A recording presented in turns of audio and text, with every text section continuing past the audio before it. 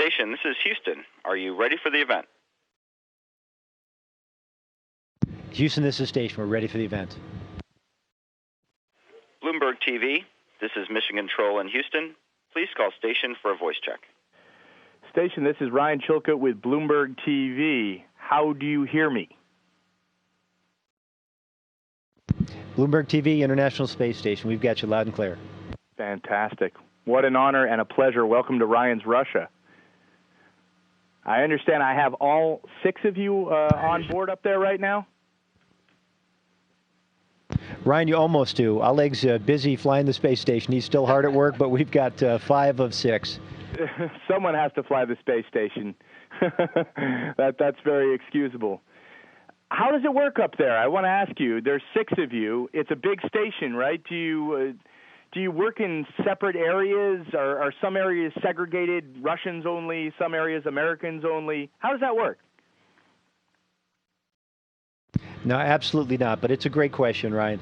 We've got we do often talk about there being 2 segments, there being the U.S. operational segment and the Russian segment, when in fact this is one space station, one crew, and we're supported, and the space station is largely operated by control centers all around the world. But from the perspective of the people that live and work aboard space station, this is one big team. Was that a mosquito he was just knocking down there? What? Maybe I shouldn't ask what that was. So, in terms of the size, no mosquitoes up here. In terms of the size of the station, do you find yourselves bumping into one another? How big is it, and how often do you interact? We bump into each other every day, all day long, and station is big, but it is amazing how often we'll all be working in like 1 cubic meter out of the 1,000 cubic meters that are up here, and it's just one of the facts that happens, that you'll have one rack and there'll be a set of experiments, and at least 3 of us will be working all around this one rack. And how do you divvy up the resources? I mean, I know sort of 6 grown men, 2 bathrooms, right? One on the American side, one on the Russian side. Do you share bathrooms? What happens if one breaks? A timely question. That often does happen here. And we've got, I guess I would consider it, we have almost 2 full baths, or fully functional ones. We've got 2 smaller ones that are in the Soyuz vehicles that brought us up here and will bring each of us, crews of 3, back to the planet Earth. We do spend a surprising amount of time keeping that hardware working and functioning, and but it's important to us. And when there's an issue with the one that's in node 3, for example, then all of us use the one in the service module, and if there's an issue with that one, then we all use the one up here. But no, there's no restrictions one way or the other. And you have like a maintenance schedule of some kind? I mean, can you? Presumably the commander can pull rank and say, "I'm not going to clean."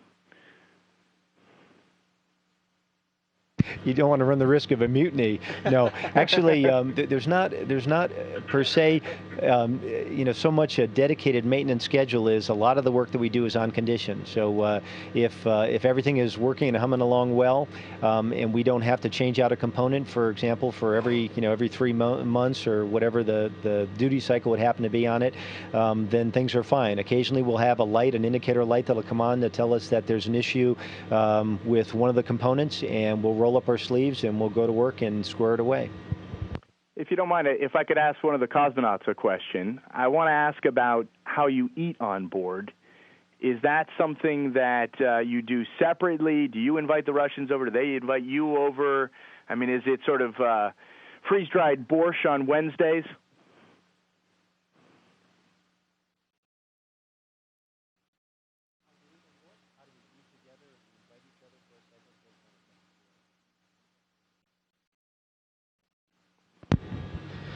Thank you for a good question.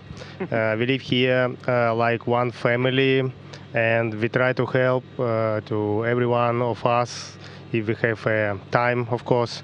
We have maybe not a lot of time, but we have a time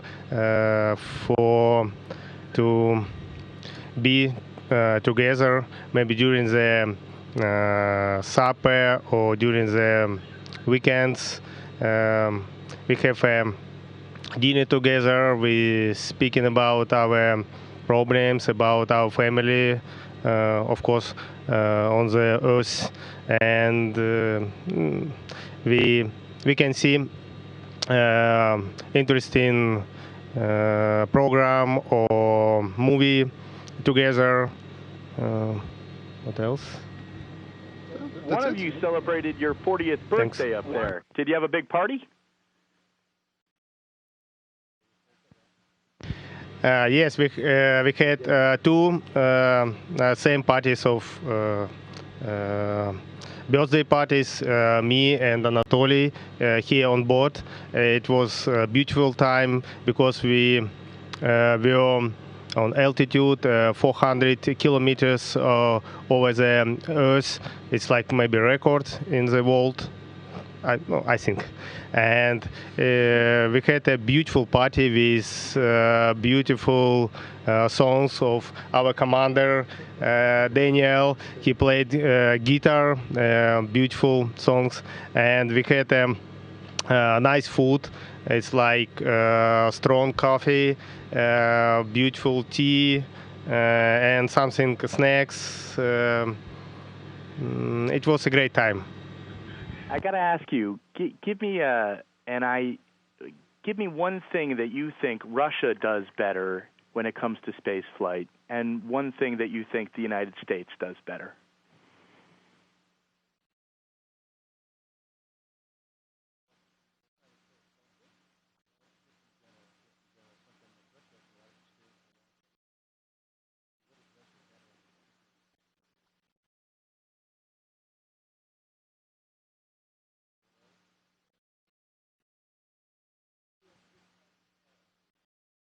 So it's an interesting question, Ryan. There's a lot of aspects to it. If you look at just the day to day and the kind of things we interact with, stuff that would seem trivial sometimes maybe on planet Earth, there's certain ways that we package food on the food that comes up via the U.S. assets. There's different kinds of food that come up. So food is one thing. There's a lot of difference. We actually share quite a bit across the hatches, so to speak. I think if I were to look at it more globally, though, the thing that Russia brings to space exploration that a lot of us are newcomers to is just the experience of long-duration spaceflight. How do you live and work? How does a human being stay up here and operate for 6 months at a time? How do you keep the hardware working for those kind of durations? And on the U.S. side, we're relatively new to this. The European Space Agency astronauts, many of whom have already been flying and have a lot of experience on the Mir for long duration as well, probably already have a lot of that background. I think we tend to make things on the U.S. segment, things tend to be very, very intricate, very, very sophisticated, sometimes maybe at the expense of easy maintainability, I guess I would say sometimes. We're learning a lot of great lessons here on the modules that are forward of PMA-1. Let me ask you about the Soyuz, because that's the way up to the station now. I wanted to ask you, I guess this is you all came up now on the Soyuz. It must be very different than the shuttle.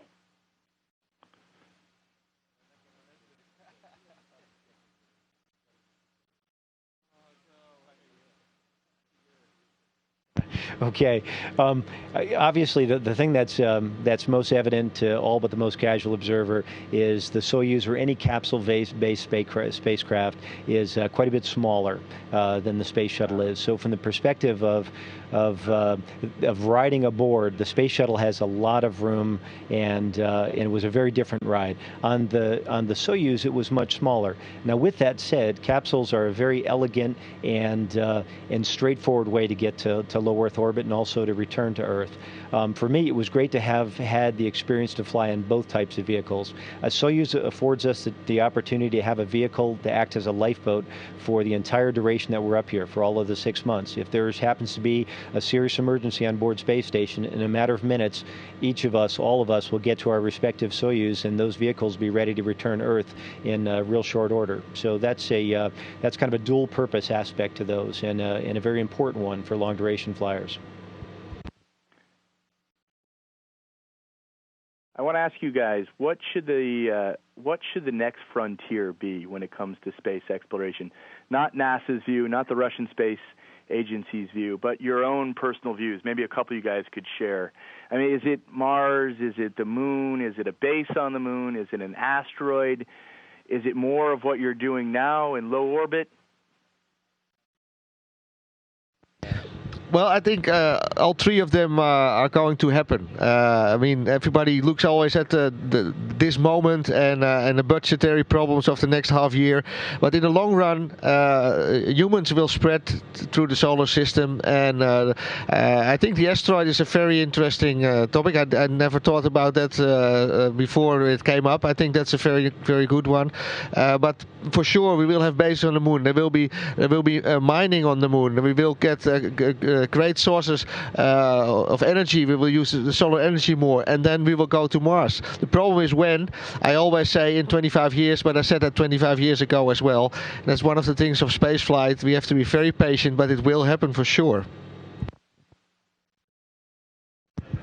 If you look at our state of technology, there's only about 4 general places we can go right now in space. We could do low Earth orbit. We could do something between the Earth and the moon, and we call that the Earth-Moon CIS space. We can do something on the moon and possibly go to Mars. And these are about the 4 general things that we can do right now or contemplate doing.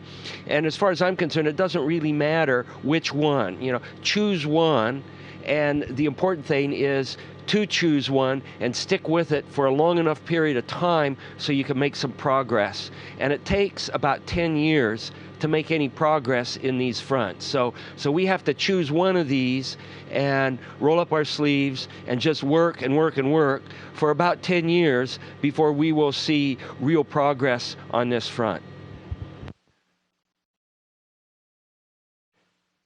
Tell me about some of the traffic you've got coming up there. You've got it's being called the Cosmic Traffic Jam. You've got an awful lot of spacecraft coming up there over the next several months, don't you?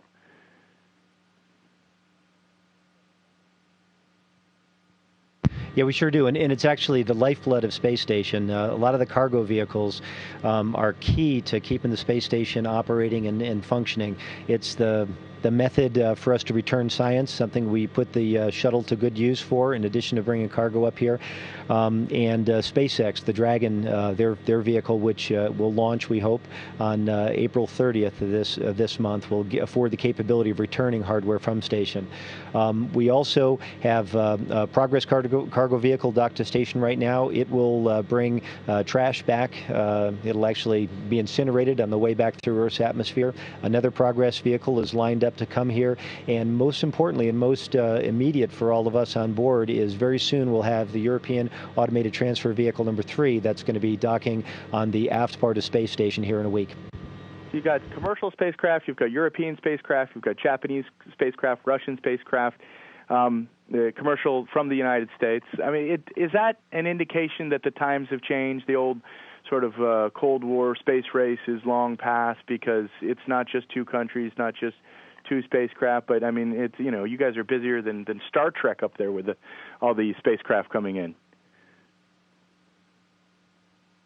Yeah, I think, well, we are already for a while in this international era, and I think that's a very good thing. I really like it to work one day in the Japanese module, then do something in the Russian module, and European, American. That's very good. And I think we're getting into another new era, and that is the commercial space flight. So it's very interesting that the Dragon is coming soon, and that's the future. Like with all kind of transportation we have on Earth. In the beginning, it's new and it's some pioneers, and then the companies take over, and agencies go beyond and do new things and then continue with exploration. I think that's a natural process, and I'm very pleased that I'm here now when we start with it.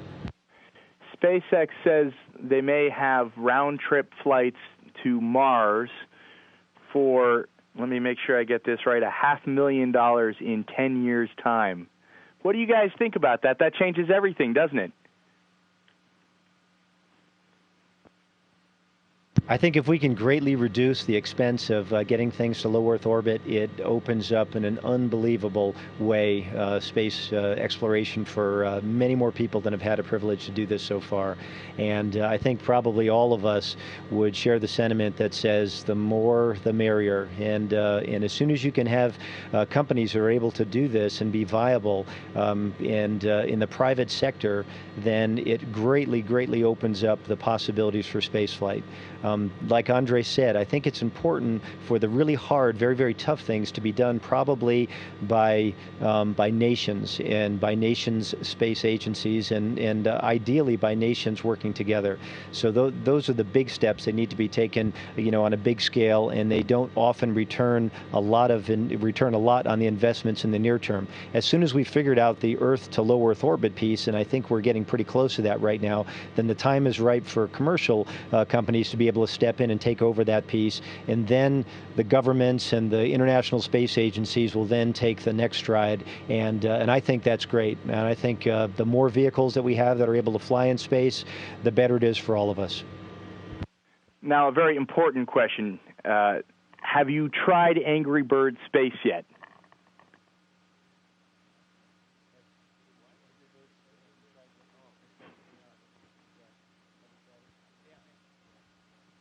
We don't have any electronics up here that we can capable of playing it. Oh, no video. Yeah, it's too sophisticated for. It's too sophisticated for the space station, yeah. And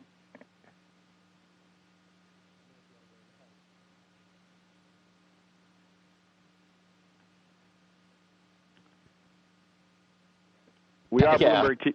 Sorry, go ahead. Ryan, you're still with us? Yeah. Look, I'm sorry. I thought we might have lost you. Sure.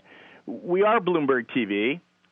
We were wondering, how do you keep track of your investments when you're so far away?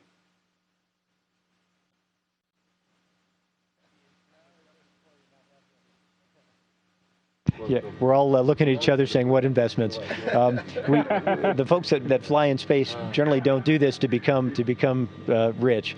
And, the richness we have is in the opportunity to do this. So actually, I don't really think a whole lot about it and don't really have a whole lot in that. Maybe down the road sometime. But for me, my focus has been working in this business and working with this great team that we have on board and with all the wonderful folks, smart folks that are on the ground that make it possible. One last quick question. When you look, and I think our biggest. I was just saying, I think our biggest investment is our families, and that goes well. One quick question. When you look out the window, everybody wants to see, obviously you can see Earth. I think we only got about 30 seconds. You can see what other planets, asteroids, space junk. What do you see out the window?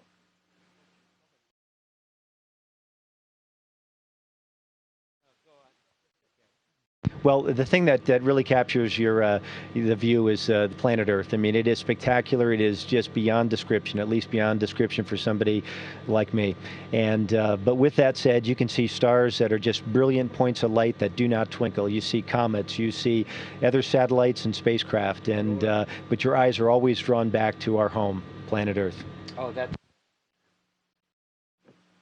Gentlemen, thank you very much. Thank you for joining us on Ryan's Russia. You be well. Ryan, thank you. It's a pleasure talking to you today. Station, this is Houston ACR. That concludes the event. Thank you. Bloomberg TV, space station, we are now resuming operational audio communications.